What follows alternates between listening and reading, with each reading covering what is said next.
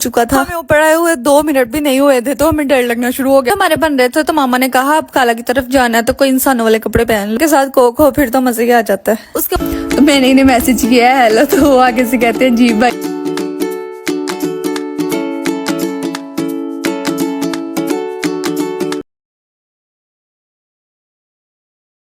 मेरा कजन आया हमारे घर तो वो कह रहा है कि मैंने कुछ खाना है तो हम मंगवाने लगे हैं।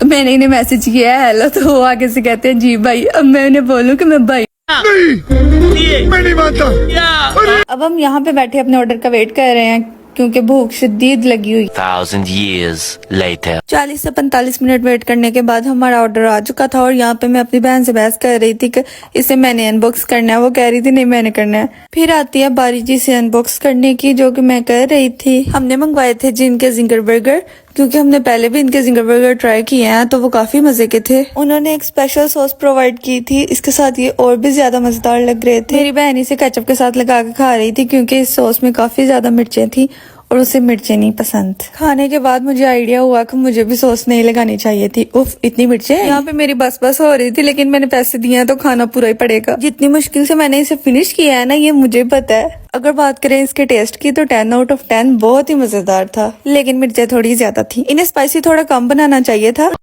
a few moments later हमने डिसाइड किया क्यों ना पिज्जा बना के अपनी खाला की तरफ जाया जाए, तो थोड़ी बहुत रेसिपी आप लोगों के साथ भी शेयर कर देते हैं। डो बनाने के लिए सबसे पहले आपने मैदा लेना है, मैदे को अच्छी तरह से छान लेना है वरना उसके बाद जी आपने थोड़ा सा नमक ऐड करना है और ईस्ट डालनी है। ईस्ट के लिए हम 1 पैकेट इसका यूज करेंगे क्योंकि हम 4 पिज्जा बना रहे हैं तो 1 पैकेट इनफ है। उसके बाद हम ऑयल ऐड करेंगे और इसे अच्छी तरह से मिक्स कर लेंगे ताकि गुठलियां ना बन जाए। चलो अब मैं आटा गूंद लूं फिर मिलते हैं। आपने आटा गूंद के इसे 1-1.5 घंटे के लिए रखते हैं और यहाँ पे हमारा आटा रेडी हो चुका था। चिकन के क्यूब्स किए, प्याज और शिमला मिर्च कट करते हैं। देखते ही देखते हमारे प्याज और शिमला मिर्च भी कट हो गए। जब भी पिज्जा बनाते हैं तो हम पिज्जा सॉस हमेशा घर पे बनाते हैं। तो ये कि हम अगर बाहर की लें तो ज्यादा एक्सपेंसिव पड़ जाती है क्योंकि हमने बार बार पिज्जा बनाना होता है, तो दूसरा बनानी आती हो तो कोई मसला नहीं। यहाँ पे हमारा चिकन भी रेडी हो रहा था। चिकन को आपने अच्छे से पका लेना है। उसके बाद जो हम पिज्जा बनाना शुरू करते हैं। हम जब भी पिज्जा बनाते हैं तो हम हमेशा कढ़ाई में बनाते हैं। एक तो मेरी मामा को कढ़ाई का पिज्जा बहुत पसंद है और दूसरा ये कि हल्की हल्की फ्लेम पे पकता रहे तो बहुत सही लगता है। पिज्जे हमारे बन रहे थे तो मामा ने कहा अब काला की तरफ जाना है तो कोई इंसानों वाले कपड़े पहन लो। ये वही चप्पल है जो मैं कल लेके आई हूँ। ये पहन के मेरी चवलियां चेक करो बस। इतनी देर में हमारा पिज्जा भी रेडी हो चुका था। अब आती है बारी इसका स्लाइस करने की। फाइनली यहाँ पे हमारे सारे पिज्जे रेडी हो चुके थे। ऐसे उनके घर लेके जाना पॉसिबल नहीं था तो हमने इसे एक ही कढ़ाई में डाला और लेके चले गए। पास रहने का यही फायदा है कि जब दिल करे उठ के चले जाओ। हमारे घर से खाला के घर तक का सफर सिर्फ ओनली 3 या 4 मिनट का है। 3-4 मिनट का इतना लंबा सफर करके फाइनली अब हम लोग पहुंच चुके थे। खाने के लिए बर्तन शर्तन रखे जा रहे थे। पानी में बर्फ जमी हुई थी तो मेरी बहन कहती है देखो वाटर स्लश।